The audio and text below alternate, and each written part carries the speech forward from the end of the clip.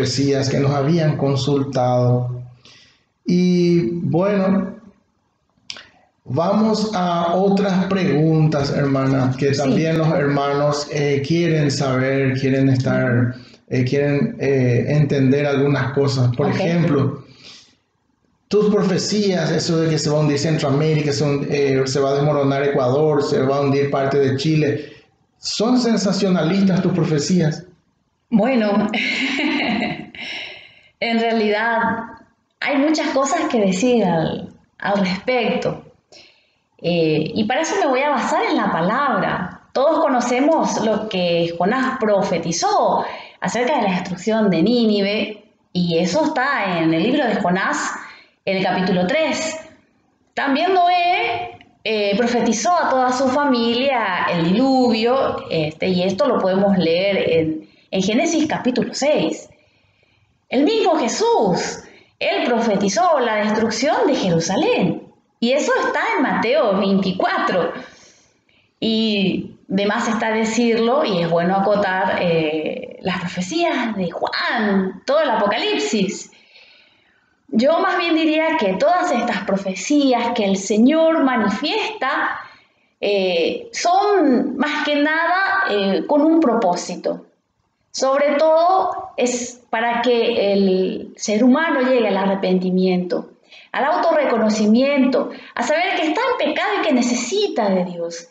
¿Y para qué esto? ¿Por qué el Señor quiere el arrepentimiento de todos? Para que todos lleguen a la conversión y además a la salvación. Así mismo es. Y nos preguntan también los hermanos, ¿cuáles son las características? ¿Cómo ellos pueden discernir, por ejemplo, una profecía que viene de Dios y una profecía que no viene de Dios? Bueno, esto hay que discernirlo con el Espíritu Santo, como dice la palabra de Dios.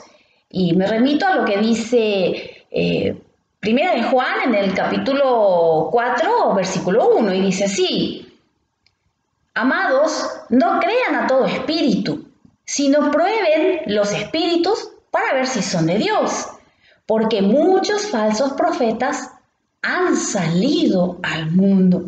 Entonces, lo primero que hay que hacer es discernir con la ayuda, la guía del Espíritu Santo. ¿Y qué pasa, por ejemplo, si un hermano no tiene el don de discernir? El don de discernimiento es un don del Espíritu Santo. Y si un hermano no tiene ese don del Espíritu Santo, el don de discernimiento. Bueno, lo primero que hay que tener en cuenta y que yo aprendí a lo largo de todos estos años de profundo estudio teológico, con diferentes maestros de la palabra, ¿no? Como el padre Luis Toro, también el padre Gabriel Amort, San Pío también, San Juan Pablo II, etc. Inclusive la Madre Teresa de Calcuta. Lo primero que hay que tener en cuenta es el testimonio de la vida del profeta. ¿Por qué? Porque Jesús dijo que al árbol se lo conoce por los frutos. Y esto está en Lucas, lo podemos leer en Lucas capítulo 6, versículos 43 al 45. Y sobre todo, la profecía debe estar acorde con lo que enseña la palabra de Dios, la Biblia, porque esto es palabra de Dios y tiene que estar acorde a lo que está escrito aquí. Además, algo muy importante, Jesús fundó una sola iglesia que lleva 2000 años. Y por lo tanto la profecía debe estar acorde al magisterio de la iglesia de Cristo, a lo que Jesús enseñó y lo que es el magisterio de esta santa iglesia de Jesús. Y también hay algo que siempre decimos y hay un principio que hay que tener en cuenta, que siempre le digo a todos los hermanos. Todo lo que viene de Dios te acerca a Dios.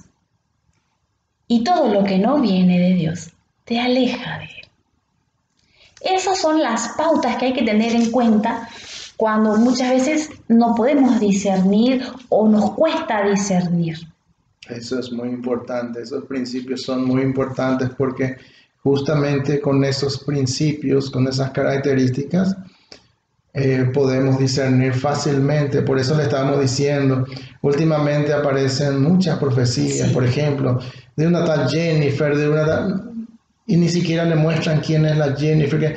Nosotros, por ejemplo, le solemos ver a Gisela Cardia, vemos, por ejemplo, entramos en internet, vemos su biografía, vemos también la biografía de la hermana Luz de María, y podemos ver que son personas entregadas al Señor, y podemos mirar y estudiar sus mensajes, y no vemos contradicciones en lo que se refiere a la palabra de Dios y al magisterio de la iglesia, pero últimamente ya aparecen por doquier y en todos los canales católicos, entre comillas, Sin entrar a juzgar, sin entrar a juzgar. Yo pero, no voy a son juzgarle, respuestas que los hermanos nos piden. empiezan a publicar de personas anónimas, inclusive con seudónimos. Por ejemplo, Enoch. ¿Quién puede llamarse Enoch en estos días? Y no se sabe nada de él. Por eso, para saber si una profecía viene de primero, hay que saber el testimonio del profeta.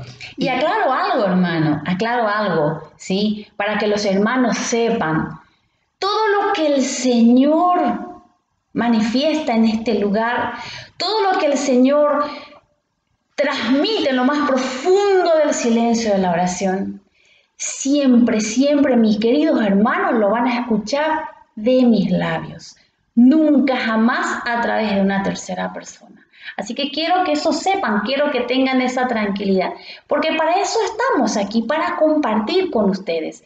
Todo lo que el Señor hable, manifieste, revele, siempre saldrá de mis labios. Asimismo, acá podemos ver siempre en nuestro canal, ya sea en el canal de YouTube Alejandro Alderete, donde publicamos, y también en su página de Facebook, hermana Marvel Nickel.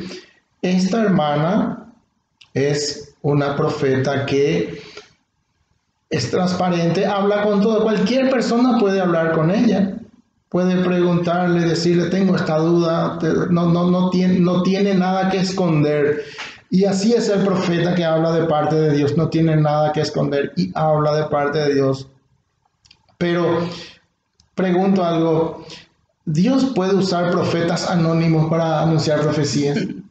Basta con leer las escrituras para saber que Dios siempre fue muy directo, muy claro, muy transparente. Ni en el Antiguo Testamento ni en el Nuevo Testamento usó profetas anónimos que no se sabe quién es, y solamente se dan papeles así, dice el Señor tal cosa, y no se sabe quién es el que está dando la profecía ni quién es el profeta.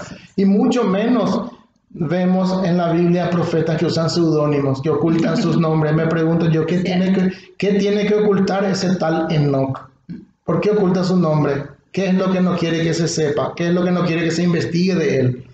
Entonces, vamos a una pregunta, otras preguntas que nos hacen los